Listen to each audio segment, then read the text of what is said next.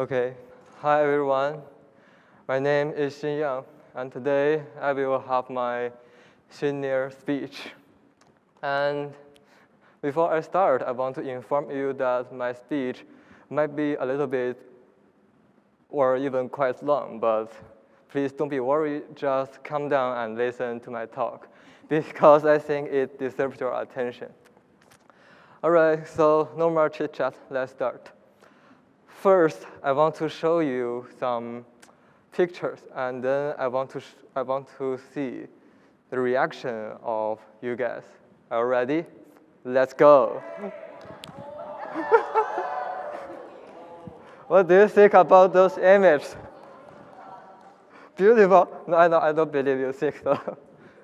Yeah, I know. I think I can see it from most of you guys' face. It is kind of scary, right? Or horrible and uncomfortable to look at.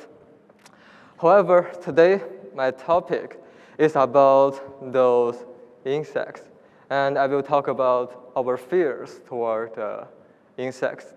And I believe that after my talk today, your attitude toward those insects might be changed a little bit.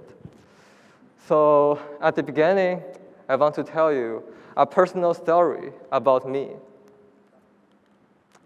So let's go back to the time when I was an elementary school student.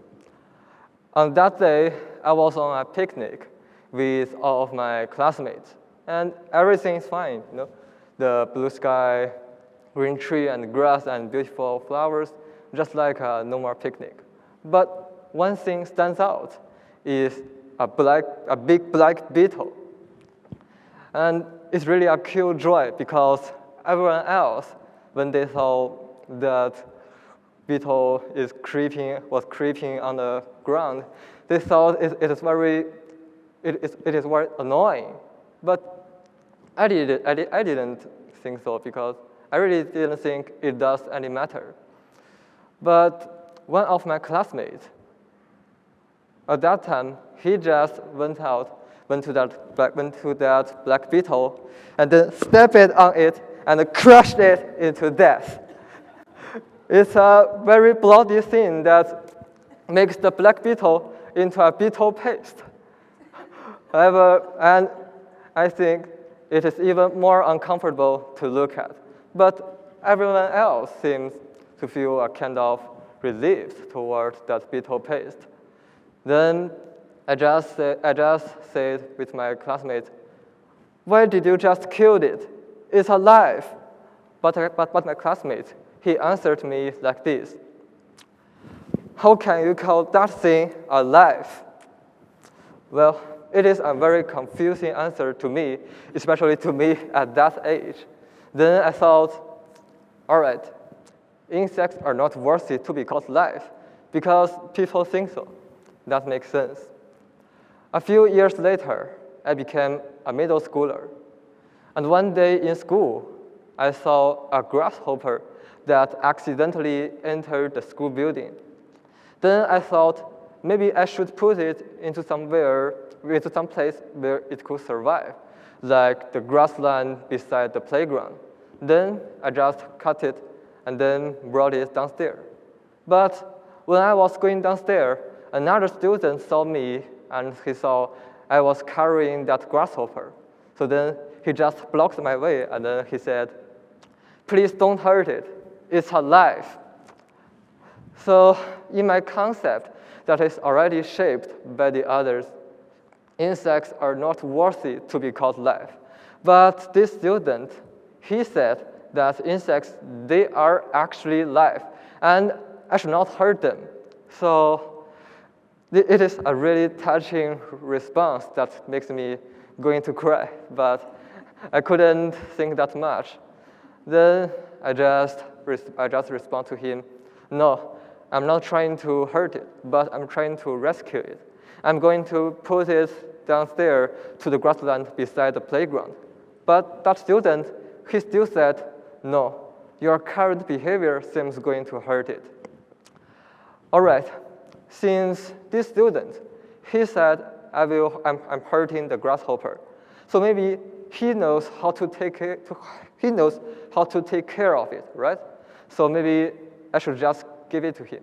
So I handed the grasshopper to that student, but when that student saw I am handing him the grasshopper, he just jumped a step backward and then said, "No, take it away. It is so scary."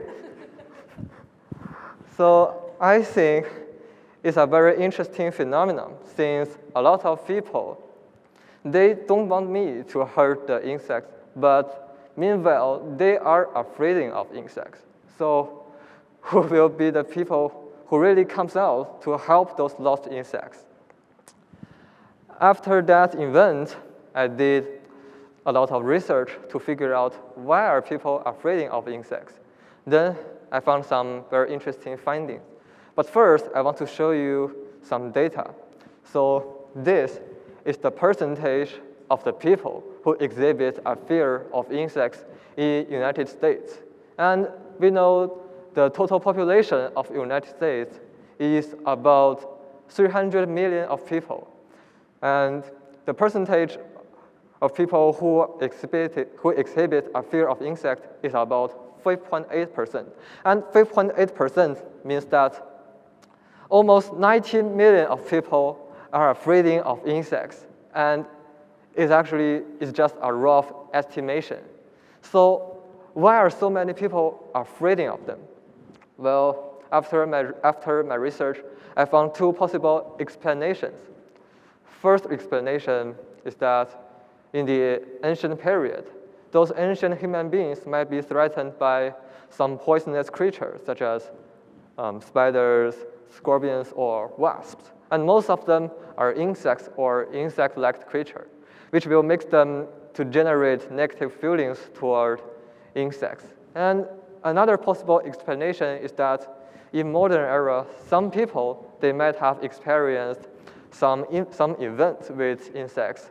For example, being bitten by a bee, which will also leave an impression on them and then make them to be afraid of insects.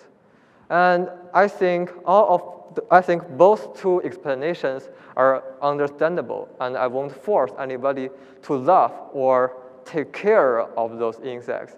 But I just want to use my influence to change your attitude even a little bit, because I just want to show you that insects, they are not that horrible, or at least they are not completely useless things that are not worthy to be called life. So, and they actually have some very valuable characteristics.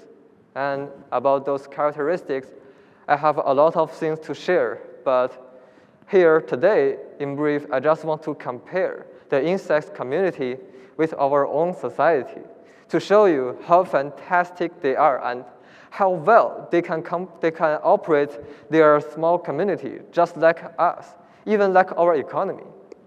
So now let's introduce some background settings. Imagine in the forest, a tree falls down and is dead.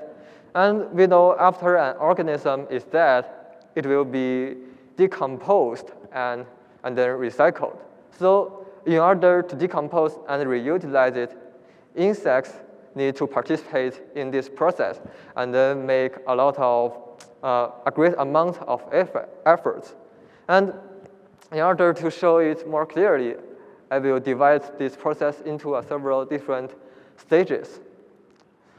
And during the first stage, since the tree, or because it's dead, we can just call it wood. Since the wood is still fresh and firm, it might still connect it with the trunk, and it cannot be used by most of the organisms. So how can we make the recycle start? Well, we need the participation of one species of insects, which is the longhorn beetle. The longhorn beetle, in many people's knowledge, they are actually vermin because they harm a lot of fruit trees. But actually, they are very essential to this recycle because they can use their jaw to open a hole on the wood and then lay their eggs in it. After their eggs hatched, their larvae will make tunnels inside the wood. On one hand, those tunnels can disassemble the inside structure of the wood and then make it less firm than before. On the other hand, those tunnels can also allow other insects to enter the wood and then to do the further steps. And after the longhorn beetle, the wood will become weaker and softer. And those weakened and softened woods are good seedbeds for some insects like stag beetles and rhinoceros beetle. Those insects are usually big guys with strong jaws and horns, which can help them to open a hole on the wood and then lay their eggs in it. And because the wood is already utilized by the longhorn beetle, the inside structure of it is less firm than before, so the larvae of stag beetles and rhinoceros beetles love this kind of wood. So they will live inside it, eat the shards inside the wood, and finally become an adult. So after those two stages, the wood, it will probably be rotten, and there will be some fungus, or as we call it, mushrooms, grow on it. And those fungus can attract another species of insects, which is the fungus beetle.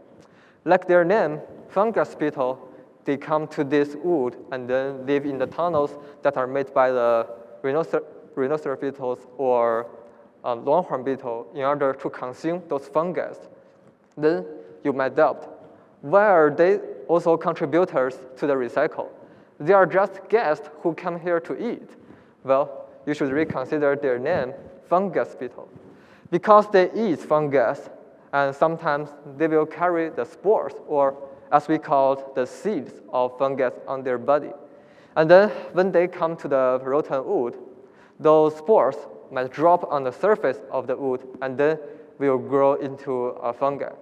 And more fungus will obviously accelerate the process of the decomposition. Then, after so many different processes, the wood will finally become some debris like humus. And then the final step will be completed by some insects like cockroach or scarab beetle. And then the wood will finally completely re-enter the ecosystem and then become the nutrients of vegetations. And the vegetations will be eaten by animals and other insects, and the long cycle will start again.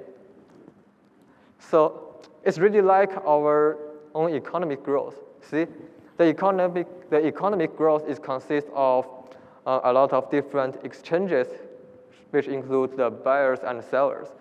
And just because they unconsciously they make the currency to flow, and then they push the economy forward. So actually, every individual inside the circle of the economic growth, they are contributors.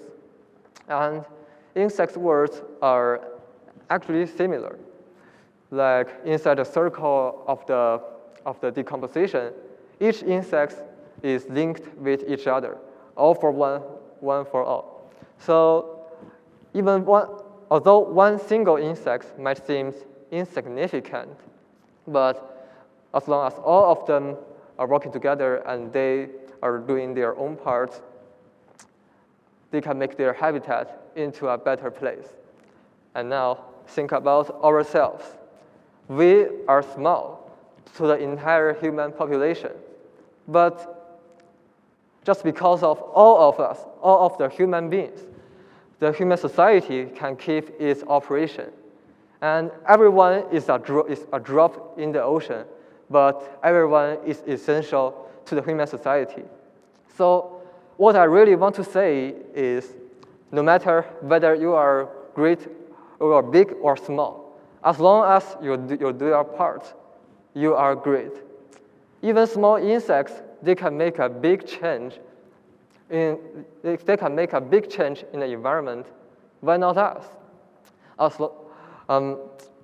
Each of us has limited strength, But as long as all of us are working together, everything is possible.